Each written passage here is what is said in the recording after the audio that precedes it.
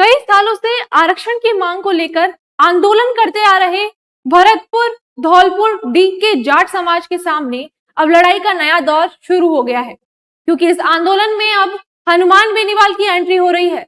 तो मामला बहुत ज्यादा दिलचस्प हो जाएगा, क्योंकि बेनीवाल इस आंदोलन के माध्यम से अपने जाट वोट बैंक को भी मजबूत करेंगे और जाटों को आरक्षण दिलाने का भरोसा भी।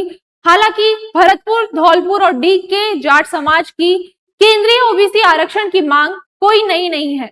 वर्षों से ये मुद्दा आंदोलन, ज्ञापन और सरकारों के वादों के बीच उलझा रहा है, लेकिन अब इस लंबे संघर्ष को लेकर एक नई रणनीति सामने आई है। राजस्थान की राजनीति में भरतपुर धौलपुर डी क्षेत्र के जाट समाज को केंद्र सरकार की नौकरियों में ओबीसी आरक्षण दिलाने का मुद्दा एक बार फिर गरमा गया है। पूर्व कैबिनेट मंत्री और भरतपुर राज परिवार के सदस्य विश्वेंद्र सिंह ने इस मुद्दे पर समाज को स्पष्ट रणनीति दी। उन्होंने साफ कहा कि ये लड़ाई किसी भी राजनीतिक बैनर या बाहरी नेताओं के तले नहीं जीती जा सकती। सफलता केवल समाज की एकजुटता, संवैधानिक प्रक्रिया और कानूनी तथ्यों पर आधारित संघर्ष से ही मिलेगी।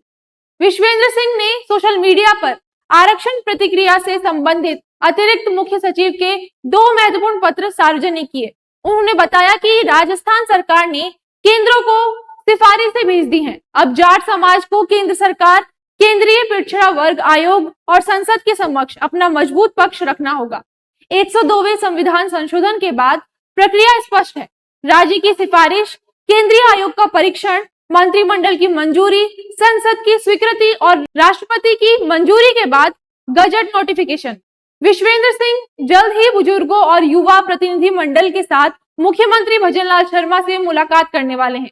उन्होंने भरोसा जताया कि भरतपुर से जुड़ाव के कारण मुख्यमंत्री समाज की भावनाओं को समझेंगे। विश्वेंद्र सिंह का ये बयान रणनीतिक रूप से महत्वपूर्ण है। वो भरतपुर क्षेत्र में जाट समाज के प्रमुख चेहरे हैं और पहले भी आरक्षण आंदोलन में सक्रिय रहे हैं। उनका जोर राजनीतिक बैनर से दूर रहने पर है, जो स्पष्ट रूप से 22 जून को भरतपुर के नुमाइश मैदान में होने वाली हुकार सभा और आरएलपी सुप्रीमो हनुमान बेनीवाल की भूमिका पर इशारा करता है।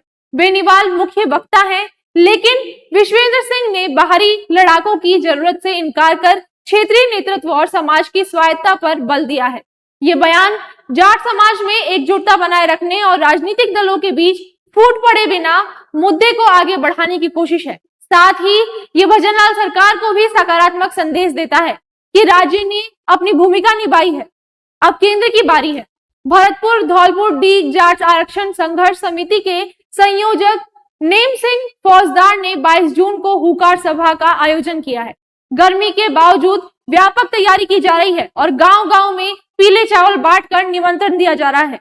कुल मिलाकर अगर इसके निष्कर्ष की बात करें तो विश्वेंद्र सिंह का मार्गदर्शन जाट आरक्षण को भावुक आंदोलन से हटाकर संवैधानिक और कानूनी लड़ाई में बदलने की दिशा दिखाता है। लेकिन क्या समाज बाहरी राजनीतिक प्रभाव से पूरी तरह दूर रह पाएगा, या 22 जून की हुकार सभा क्षेत्रीय राजनीति का नया केंद्र बन जाएगी? फिलहाल ये साफ है कि जाट आरक्षण की लड़ाई अब बेनीवाल के जाट वोट बैंक से जुड़ गई है और अब सबकी नजर 22 जून की हुकार सभा और उसके बाद केंद्र सरकार के अगले कदम पर रहेगी, क्योंकि यही तय करेगा कि ये लड़ाई आंदोलन बनेगी या समाज की ओर बढ़ेगी।